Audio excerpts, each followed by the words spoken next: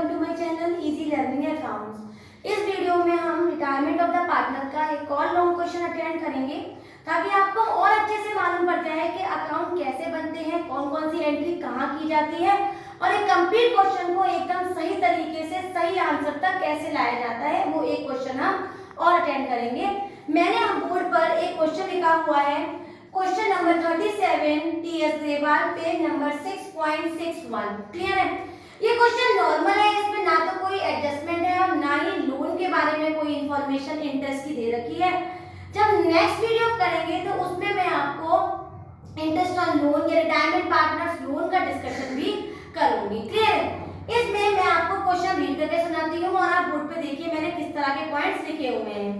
ABC are partners sharing the profit in the ratio of 4:3:3। उनकी balance sheet दी हुई है बेटा, 1,06,000 का बैलेंस है जिसमें क्रेडिटर्स, बिल्स पेबल, रिजर्व और कैपिटल की इंफॉर्मेशन है।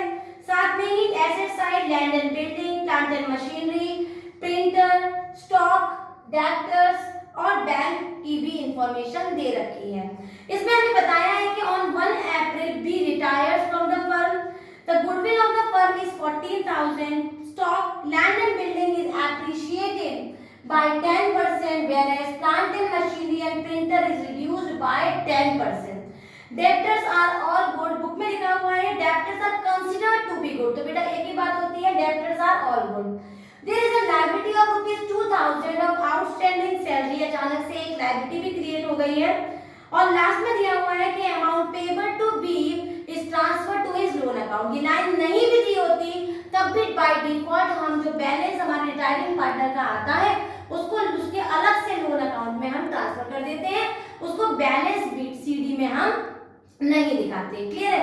और लास्ट में दिया हुआ है prepare the revaluation account, partners capital account and balance sheet. अब इसको सॉल्व करेंगे।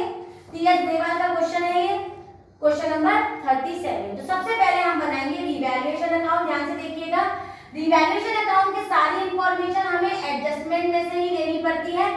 इसका जो अकाउंट होता है particular amount, one side debit side, the other is credit side. अब हम पढ़ना शुरू करेंगे एडजस्टमेंट में क्या दे रखा है। एडजस्टमेंट नंबर 1 है गुडविल का, और गुडविल कभी भी रिवैल्यूएशन अकाउंट के अंदर नहीं शो की जाती है। दूसरा एडजस्टमेंट है हमारा stock, land and building appreciated by 10%, मतलब स्टॉक और लैंड एंड बिल्डिंग दोनों ही 10% बढ़ गए मतलब रिवैल्यूएशन अकाउंट में ये किधर आएगा, क्रेडिट साइड, क्योंकि जितने भी प्रॉफिट होते हैं वो रिवैल्यूएशन अकाउंट में क्रेडिट साइड आते हैं और कितने भी लॉसेस होते हैं वो रिवैल्यूएशन अकाउंट में डेबिट साइड आते हैं। क्लियर है?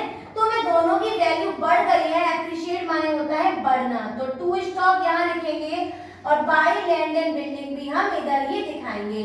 वैल्यू का 10% कर देंगे बेटा, स्टॉक का 10% होगा 2,000 और दूसरा है हमारा लैंड एंड बिल्डिंग, तो लैंड एंड बिल्डिंग का है 36,000 और इसका हो जाएगा 3600। तो क्लियर है? हमने स्टॉक का कर दिया 2,000 और हमारा लैंड एंड बिल्डिंग का आ गया 3600। नेक्स्ट पॉइंट पढ़ेंगे।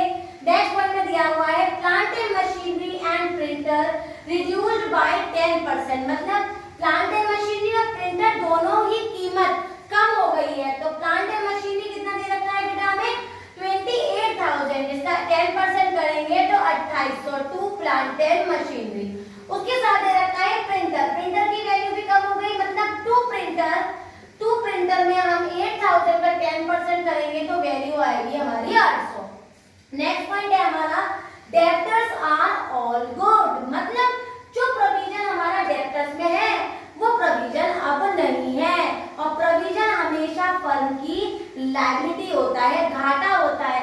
जो घाटा ऑलरेडी 2,000 का है वो अब नहीं है, तो फर्म का 2,000 का क्या हो गया, फायदा। तो लिखेंगे बाय प्रोविजन 2,000। क्लियर है? There is a liability of 2,000 for outstanding salary. Outstanding salary माने लायबिलिटी, हमारी लायबिलिटी अचानक से 2,000 की बढ़ गई तो फर्म का अनरिकॉर्डेड लायबिलिटी में घाटा हो गया। टू आउटस्टैंडिंग सैलरी का नाम लिखेंगे और अमाउंट यहाँ पर लिख देंगे। अब इसकी बैलेंसिंग करेंगे बेटा, देखने से हमें अंदाजा हो रहा है कि क्रेडिट साइड की वैल्यू ज्यादा है, तो 3 2 5 6 7 7,600 यहाँ आ गया और इसका एडिशन करेंगे तो 5,600, 7,600 में से 5,600 को माइनस करेंगे तो बैलेंसिंग आ जाएगी बेटा हमारी 2000 की। बैलेंसिंग करेंगे टू प्रॉफिट प्रॉफिट और ब्रैकेट में दिखाएंगे transfer to partners capital account. किन किन में ट्रांसफर हो जाएगा बेटा? ये ए में, बी में और सी में।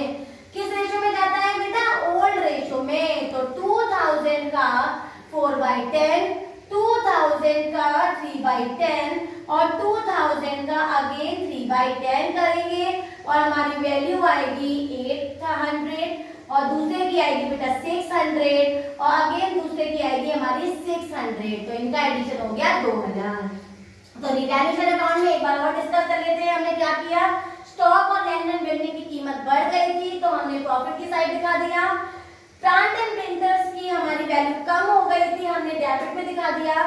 डेब्टर्स और गुड हो गए थे, मतलब प्रोविजन जो हमारा घाटा हो रहा था वो अब नहीं हो रहा, मैंने फायदे में दिखा दिया। और अचानक से एक लायबिलिटी क्रिएट हुई थी 2000 रुपीज की, वो भी मैंने अपने अनरिकॉर्डेड लायबिलिटी की जगह पर डेबिट साइड दिखा दिया और बैलेंसिंग आई बेटा हमारी 2000। अब आगे देखते हैं। नेक्स्ट है हमारा partners capital account. Partners capital account का हम वही ऑर्डर फॉलो करेंगे और पहली एंट्री करेंगे हमारी बाई बैलेंस बीडी और बैलेंस उतारेंगे बेटा 32,000, 24,000 और 20,000। ये कहां से उतारा? हमने बैलेंस शीट में कैपिटल से अपना बैलेंस उतार लिया। क्लियर है? अब हम एक्यूमुलेटेड प्रॉफिट की जो पहली एंट्री होती है उसे ढूंढेंगे। क्या बैलेंस शीट में वो है? तो बैलेंस शीट में reserve fund P&L liability side है तो है, रिजर्व है तो केवल बाई रिजर्व लिखेंगे बेटा और रिजर्व को जो अमाउंट है हमारी 20,000 को ओल्ड रेशो में बांट देंगे। तो 20,000 को हम ओल्ड रेशो में बांटेंगे तो वैल्यू बढ़ेगी 8,000, 6,000 और 6,000। क्लियर है बेटा? ये हो गया 8 और इसको 3 से करेंगे तो 6 और 3 से करेंगे तो 6। क्लियर है बेटा? हमने रिजर्व को बांट दिया। P&L और रिजर्व फंड नहीं है तो वो डिस्ट्रीब्यूट नहीं होगा। नेक्स्ट देखिए एक्यूमुलेटेड लॉस में। क्या एक्यूमुलेटेड लॉस में एक्यूमुलेटेड में सस्पेंड डिफर्ड रेवेन्यू P&L क्या बैलेंस शीट में एसेट साइड है? नहीं है तो उसकी एंट्री हम नहीं करेंगे। Third entry workman compensation investment fluctuation की लायबिलिटी साइड नजर आ रही है क्या? नहीं है तो वो थर्ड एंट्री भी हम नहीं करेंगे। फोर्थ ऑर्डर होता है हमारा रिवैल्यूएशन अकाउंट की बैलेंसिंग पुट करने का। तो रिवैल्यूएशन अकाउंट में हमारी क्या बैलेंसिंग आई है बेटा? प्रॉफिट की बैलेंसिंग आई है तो हम लिखेंगे बाय रिवैल्यूएशन अकाउंट और ब्रैकेट में दिखाएंगे प्रॉफिट। तो प्रॉफिट आ गया बेटा पहले का 800, दूसरे का आ गया 600 और तीसरे का भी आ गया हमारा 600। तो हमने यहाँ पर रिवैल्यूएशन का भी प्रॉफिट उतार लिया। रिवैल्यूएशन का बैलेंस पुट करने के बाद अब हम चेक करेंगे क्या ओल्ड गुडविल है हमारी एसेट साइड। तो देखा तो ओल्ड गुडविल तो नहीं है, तो ओल्ड गुडविल नहीं है इस वजह से ये एंट्री भी नहीं की जाएगी। ओल्ड गुडविल के बाद हमारा अगर ऑर्डर को ध्यान दें और इससे पिछले वाली वीडियो को अगर हम दोबारा से देखें तो हमारा जो नेक्स्ट ऑर्डर है वो है gaining partners capital account debit to retiring partner capital account. और मैंने इस बात आपको पहले भी बताई थी, अगेन रिपीट कर देती हूँ। अलग इफ क्वेश्चन में न्यू रेशो ना गिवन हो, केवल ओल्ड रेशो गिवन हो तो हमारा ओल्ड रेशो ही गेनिंग रेशो और ओल्ड रेशो ही हमारा न्यू रेशो कहलाता है, मतलब उसे ही हम न्यू रेशो मान लेते हैं और उसे ही अपना गेनिंग रेशो मान लेते हैं। तो इस क्वेश्चन में भी यही है 4 रेशो 3 रेशो 3 तीन पार्टनर्स है, मतलब 4/10, 3/10 और 3/10 और बी वाला पार्टनर चला गया तो हमारा गेनिंग रेशो कितना आ गया बेटा? हमारा गेनिंग रेशो आ गया 4:3। क्लियर है बेटा? अब हम क्या करेंगे? हम गुडविल निकालेंगे पूरे फर्म से जाने वाले पार्टनर की। तो पूरे फर्म की गुडविल कितनी दे रखी है हमें? 14,000। 14,000 में जाने वाला पार्टनर कौन है? 3/10। इसको सिंप्लीफाई करेंगे 0 0 2 के लिए 1 और ये हो गया हमारा 4200। गेनिंग पार्टनर्स का नाम यहाँ, रकम रिटायरिंग में, रिटायरिंग का नाम यहाँ और रकम गेनिंग में। इस कॉन्सेप्ट को, इस इजी से पॉइंट्स को याद रखिएगा। तो गेनिंग पार्टनर कौन कौन है? बाई एस कैपिटल अकाउंट और बाई सीज कैपिटल अकाउंट। और अमाउंट कहाँ आएगा? रिटायरिंग में कितना? 4200। सिमिलरली यहाँ पर आएगा हमारा रिटायरिंग पार्टनर का नाम और अमाउंट आएगी गेनिंग में। तो ए में कितनी आएगी बेटा? 4/7। तो 7 को से सिंप्लीफाई करेंगे तो हमारा इसमें आएगा ए में 2400 और इसको हम सिंप्लीफाई करेंगे तो हमारा ये आ जाएगा 1800। हमने पहली एंट्री कर ली, एक्यूमुलेटेड लॉस की थी नहीं, वो नहीं की। रिवैल्यूएशन की बैलेंसिंग उतार ली हमने, gaining partners to retiring partner की बैलेंसिंग भी पोस्टिंग कर ली। अब क्वेश्चन साफ साफ कह रहा है कि बी को पैसा लोन में ट्रांसफर कर दिया गया है तो अब हमारी कोई एंट्री नहीं बची है। अब हम क्या करेंगे? इसकी बैलेंसिंग। तो बैलेंसिंग देखिए ध्यान से। बैलेंसिंग करने के लिए हम दोनों साइड कॉलम एक साथ बनाएंगे, एडिशन करेंगे प्रॉपर्ली 32 और 8 40, तो ये वैल्यू हो गई हमारी 40 800।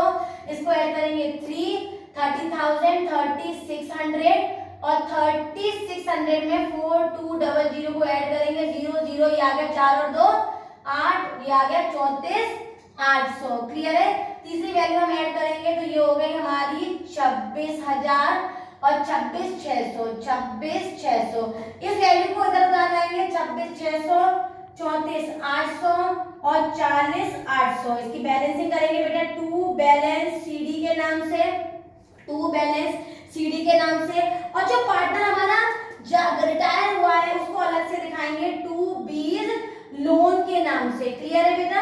इस 40,800 में से 2400 को माइनस करेंगे तो वैल्यू आएगी हमारी 28,400। कितनी आएगी बेटा 28,400। क्लियर है। इसकी वैल्यू 34,800 रह जाएगी क्योंकि माइनस करने के लिए कोई भी वैल्यू नहीं है बेटा। और 26,600 में से 1800 माइनस करेंगे तो 0 0, ये आ गया हमारा 8 और 5 में से क्या है, ये आ गया 24,800। क्लियर है बेटा। तो हमारा बैलेंस कितना आया, ए का 28,400 और सी का बैलेंस आया 24,800 और बी क्योंकि रिटायरिंग पार्टनर है उसे हमने अलग से दिखाया 34,800। अब इसी अमाउंट को लेकर हम क्या बनाएंगे, बैलेंस शीट। देखते हैं। सबसे लास्ट में हम बताएंगे बैलेंस शीट। बैलेंस शीट में liabilities amount, assets amount balance sheet बना लेंगे। और बैलेंस शीट बनाने के लिए हमारा पूरा फोकस किस पे होगा, ओल्ड बैलेंस शीट पे। तो ओल्ड बैलेंस शीट में हमारा बेटा पहला पॉइंट दे रखा है क्रेडिटर्स। क्रेडिटर्स में देखिए कोई चेंजेस आए थे रिवैल्यूएशन अकाउंट में, कोई नहीं आए थे, तो इसको हम सेम टू सेम लिख देंगे। दूसरा पॉइंट है हमारा बिल्स पेबल। बिल्स पेबल का कोई भी पॉइंट हुआ था, बिल्स पेबल कुछ भी नहीं हुआ बेटा, उसको भी हम सेम टू सेम लिख देंगे। रिजर्व ऑलरेडी ट्रांसफर कर चुके हैं तो रिजर्व बैलेंस शीट में नहीं आता है। नेक्स्ट लिखेंगे हम कैपिटल अकाउंट। और कैपिटल अकाउंट में हमारे पास कितने कितने पार्टनर्स रह गए हैं, ए रह गया है और सी रह गया है। तो ए का बैलेंस आया है हमारा 38,400 और हमारा ए 38,400 और हमारा सी का आया है 24,800। क्लियर है बेटा।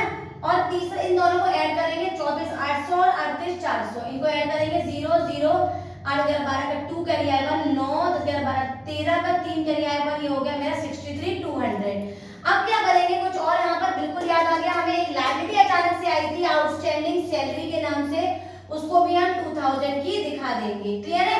और हमारा जो पार्टनर का लोन है, क्योंकि हमने उसको अभी पे नहीं किया है, करेगा फर्म, अभी पे नहीं किया है डी को, करेगा तो वो उसका लायबिलिटी मानी जाएगी। तो 20 लोन के नाम से 34,800 भी यहाँ पर दिखा देंगे। इसको ऐड कर लेंगे बेटा, 7 और 2 10 आ गया, 10,000 63,200 और 2000 को भी ऐड करेंगे 0 0 2, 3 और 2 5 और ये आ गया 7 और 34,800 को ऐड करेंगे 0 0 0 और ये आ गया 0 क्या लिया है 1, ये हो गया 11, 1,10,000। क्लियर है बेटा।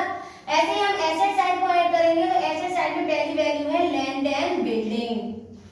लैंड एंड बिल्डिंग की वैल्यू बढ़ गई थी, एप्रिशिएट में लिखा हुआ है लैंड एंड बिल्डिंग का बेटा, तो 36,000 में 3600 बढ़ गया था, तो हम भी ऐड कर देंगे 0 0 6 9 और 3, तो ये वैल्यू आ जाएगी 39,600। क्या किया हमने, हमारे पहले पर वैल्यू 36,000 थी, 36,000 में हमने 10% इंक्रीज कर दिया, मतलब 3600 ऐड कर दिया, तो वैल्यू आ गई हमारी 39,600। आगे बढ़ेंगे। नेक्स्ट पॉइंट है हमारा plant and machinery. Plant and machinery की वैल्यू पहले से 28,000 थी और प्लांट एंड मशीनरी में क्या हुआ, 10% वैल्यू कम हो गई थी, मतलब 2800 वैल्यू कम हो गई थी। इसको माइनस कर देंगे बेटा, 2 आ गया और ये बचा 7, 7 में से 2 गया 5 और ये हो गया हमारा 2। ठीक है बेटा। 0 के लिए आया 1 6 7 8, तो ये हो गया हमारा 25,200। क्लियर है। नेक्स्ट वैल्यू देखिए, नेक्स्ट हमें दे रखा है प्रिंटर। प्रिंटर को चेक करिए, प्रिंटर में क्या दे रखा है, प्रिंटर भी 10% कम हो गया था, तो 8,000 में से मैं 800 माइनस कर दूंगी तो हमारी वैल्यू आ जाएगी बेटा 7200, तो 7200 भी प्रिंटर की जगह लिख दूंगी। नेक्स्ट देखिए स्टॉक। स्टॉक में क्या हुआ था बेटा, पहले हमारे 20,000 के स्टॉक थे और 10% कम हो गए थे, एप्रिशिएट हो गए थे, सॉरी बढ़ गए थे बेटा स्टॉक, तो ये हो गया हमारा 22,000। क्लियर है। हमारी कम होने वाली वैल्यू कौन कौन सी थी, land and plant and machinery और प्रिंटर। प्लांट एंड मशीनरी और प्रिंटर दोनों ही हमने कम कर दी। और हमारी बढ़ने वाली वैल्यू क्या थी, स्टॉक और लैंड एंड बिल्डिंग। स्टॉक और लैंड एंड बिल्डिंग दोनों की अमाउंट हमने बढ़ा दी। आगे देखते हैं डेब्टर्स में क्या हुआ था। डेब्टर्स थे हमारे